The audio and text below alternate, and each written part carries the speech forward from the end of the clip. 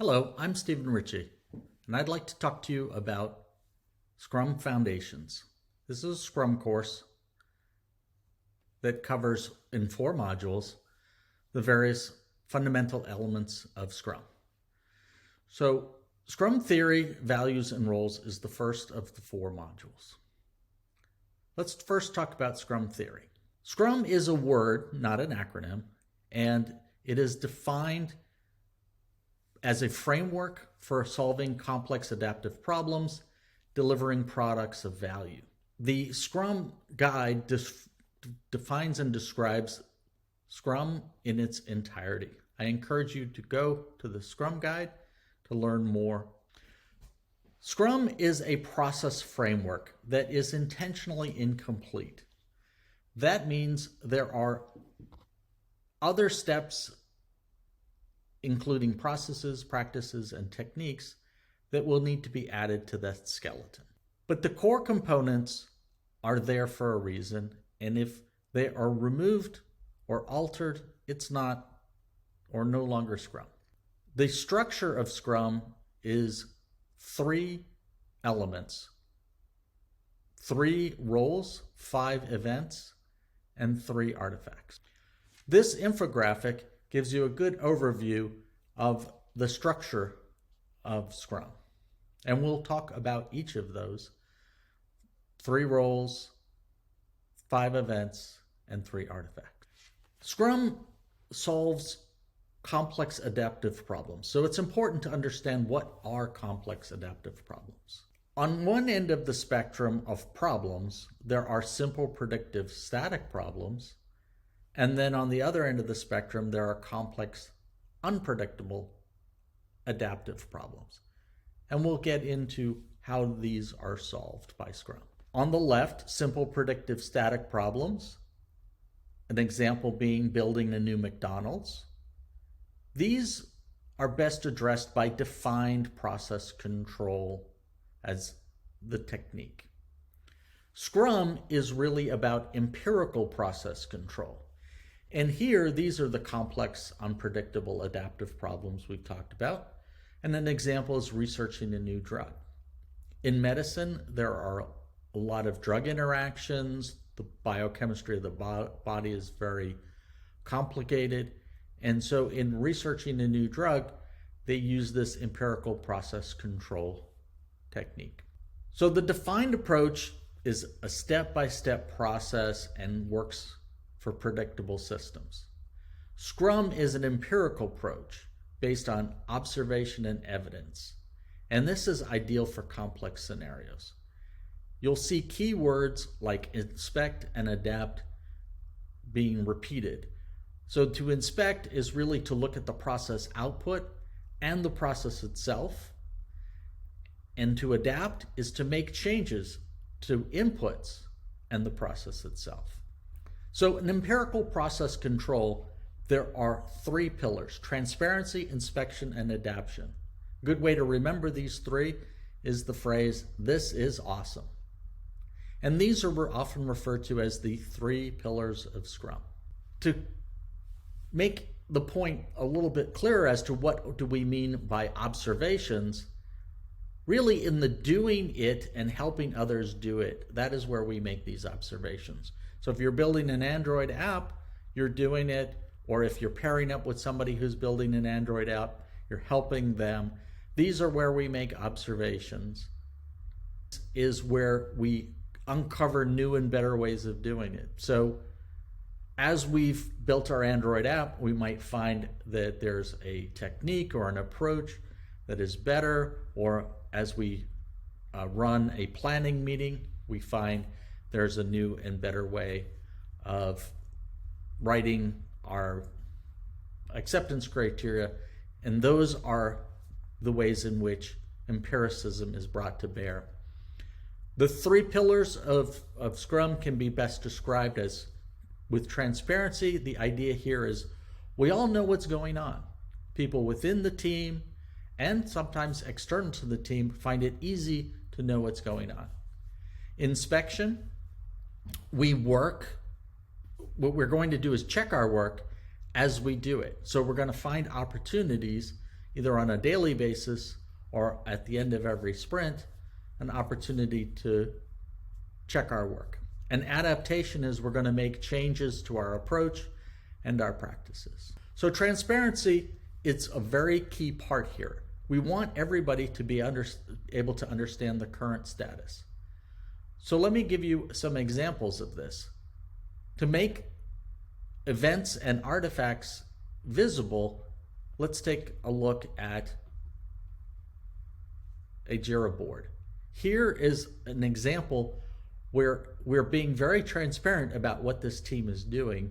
It has work items, and those work items are in progress, and we can find very transparently where things stand with each of those products, each of those items, who's working on it, and what status is it in. When it comes to events, there are ways that we can make our work more transparent. So for example, this retrospective, to those who weren't in the retrospective, we see that action items were created and that those action items are being followed up on followed to completion. Inspection and adaptation. Here, what we want to do is regularly detect deviations. The daily Scrum is a great way to look for those deviations. And then we want to try and also find a balance between frequent inspection and hindrance to work. That's why we want to make these daily Scrums short so that they don't hinder the day's work.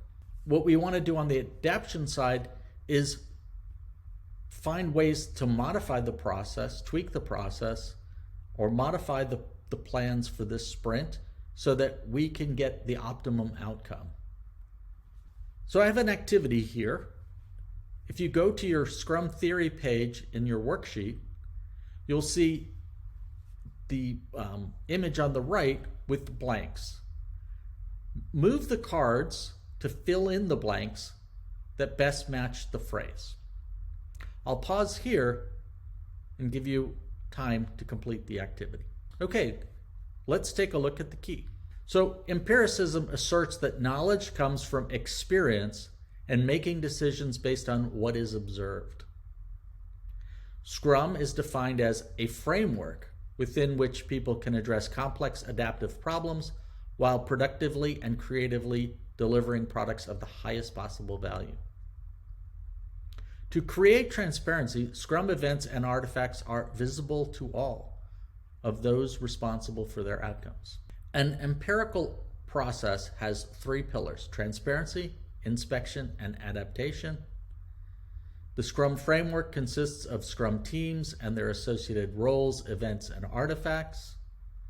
Scrum exists only in its entirety, and each of the core components and their associated rules serve a specific purpose. So in summary, Scrum is a simple to understand, lightweight framework based on empirical process control, difficult to master while addressing complex adaptive problems. I've put together a sheet that will help you remember all of the key aspects to the Scrum framework. Let's pause for questions. Part B covers Scrum values. So you can think of Scrum as having a logical structure and core values. The framework, which is the logical structure, can be thought of as sort of the brains of Scrum. Scrum values, which involve passion and purpose, are the heart of Scrum. At the center of Scrum are people. People are doing the work. And these 5 values, focus, openness, respect, courage, and commitment, are really about the people. A good way to remember the 5 values of Scrum is the acronym FORCE, F-O-R-C-C. Focus is about paying particular attention. We want to concentrate on the work of the sprint and the team's goals, and the sprint's work is really that central unifying force of the Scrum team. Openness, we want to have the information exposed and evident. We want to be transparent about the work that needs to be done and the challenges of that work. And we want to really understand that this openness is a part of transparency. Respect is about giving people their due regard. And what we have to recognize is that people are capable, individuals are capable, independent people. And we want to appreciate them and their contributions. Courage is about coming from the heart, doing the right thing even when it's challenging, and making sure that our actions are matching our beliefs. Commitment is about coming together and making that personal commitment to the Scrum team's shared goals. Sharing intent and then accepting responsibility for actions is an important part of this. And strong commitment language plays a big part. When you make a commitment, you should be saying, I will get this done by the end of the week, or I won't be able to get this done by the end of the week, or I will be on PTO next week, or I won't be able to help cover for Sally when she's on PTO next week. These are very important parts of commitment in the language that we use. I have an activity here around Scrum values. If you go back to the Scrum value, the worksheet, the Scrum values page, please move the cards under the Scrum value that best matches the phrase. I'll pause here and let you complete the exercise. Okay, let's take a look at the key. Under focus, centered on the work of the sprint, goals of the team. Under openness, expose all the work and the challenges of the work. Under respect, see capable, independent people with unique abilities. Courage, they do the right thing and work through tough problems. Commitment, personally commit to achieving the shared goals of the team. I'll pause here for questions. Let's talk about Scrum roles. This is the third part. So it's important to understand what self-organizing and cross-functional means. You'll hear these two key terms referred to repeatedly. So self-organizing is really about the team choosing its own way of working. We don't want external forces dictating the tasks for the team. We want to create autonomy within the Scrum framework and the bounded context. What that means is there are organizational norms, perhaps core hours, or other organizational definitions and rules that apply in a consistent way to all teams, and that the Scrum teams need to work within those. They could be tools like Jira, or they could be using Teams or other organizational directives. The old way of organizing teams was by skill set, and that focused on job titles and positions. You'd have a team, let's say, of programmers, you'd have a team of testers, and these would create handoffs. And what would happen is the programmers would hand off to the testers would find bugs, hand those bugs back to the programmers, and it created this relay race type of approach. The silos that were created between the teams often resulted in negative impact. So we want to change that. What we want is a cross-functional team. And we want to see teams that have all the know-how, knowledge, and skill. So if it's cloud engineering, or it's QA testing, or it's developing the code under test, we want all of those capabilities to be within the team so that the team has no dependence on external parties, and we want to have efficiency and adaptability within the team. So a lot of the power comes from faster decision making, increased flexibility, higher quality, team morale goes up, the team is more empowered, there's a lot more diversity of thought and approach within the team, and overall we get better results faster. Here's another activity. Go to the self-organizing and cross-functional page. You'll be able to move cards under the column header that best matches the words. Here's the key. So a self-organizing team, the team chooses. They know how to best organize to get it done. They're not directed by others outside the team. And within the bounded context, we want to ask the team.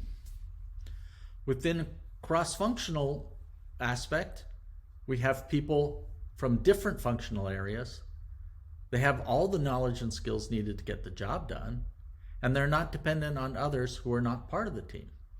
And within the bounded context, the team can do it. They have all that they need.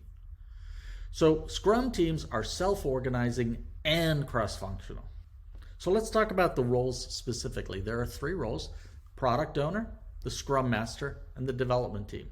There's one product owner, there's one Scrum Master, and there are more than one person on the development team. The product owner is responsible for maximizing product value. They manage the pipeline of work for the development team, the what and the why.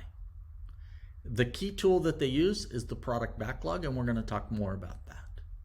They're accountable for prioritizing and ordering the product backlog items, clarifying those items, and the transparency of the product backlog. So the product owner and the product backlog are key here. The pipeline of work is being managed through that product backlog. They can do that, product owner can either do that independently or involving the dev team. Often it's a mixture of both. The accountability always remains with the product owner for things like the value and purpose of the items in the product backlog, the scope and clarity, and the priority of those items. The development team role is responsible for building the product increment.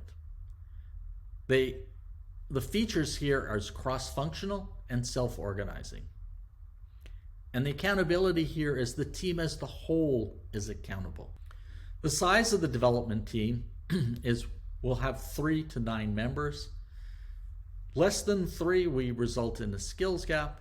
More than 9, complex coordination challenges. The Scrum Master role, here there are a number of different reasons the Scrum Master role is important. To make sure that people understand the framework and how to use it. Probably one of the most important things is to clear impediments to the Scrum team's progress. The Scrum Master is going to hear from the team and identify blockers, obstacles, barriers, and other things holding back the team, and is going to work either within the organization or work within the Scrum team to remove these impediments. And they're going to act as a guide for things like Scrum theory, values, practices, and rules, often referred to as a team coach. The Scrum Master is a servant leader. This term can sometimes be confusing to people. The idea is that they serve the cause. They lead by helping, not coercing. They understand what it means to be agile, and they help everyone understand Scrum and the potential benefits of following Scrum. So I have an activity here, which is to go to your Scrum roles page and move the cards into the Scrum role region that best matches the keywords. I'll take a moment while you complete this activity. Okay, let's talk about the cards that go within each of these roles. So the product owner is going to maximize the value of the product. They're going to manage the pipeline of work through the product backlog. And that product backlog is going to be ordered, understood, and transparent. The Scrum Master clears impediments and removes blockers, guides the org and the team, and leads by helping, not directing, and aligns goals. The development team is building the actual product increment. They're cross-functional and self-organizing, and they're accountable as a team. So the 3 roles to remember: product owner, maximizing product value; development team, building the product; and the Scrum Master, ensuring that Scrum is properly used. Let me pause for questions. The next modules will cover Scrum events, Scrum artifacts, and cover all of the elements that have been brought here in this first module. Thank you.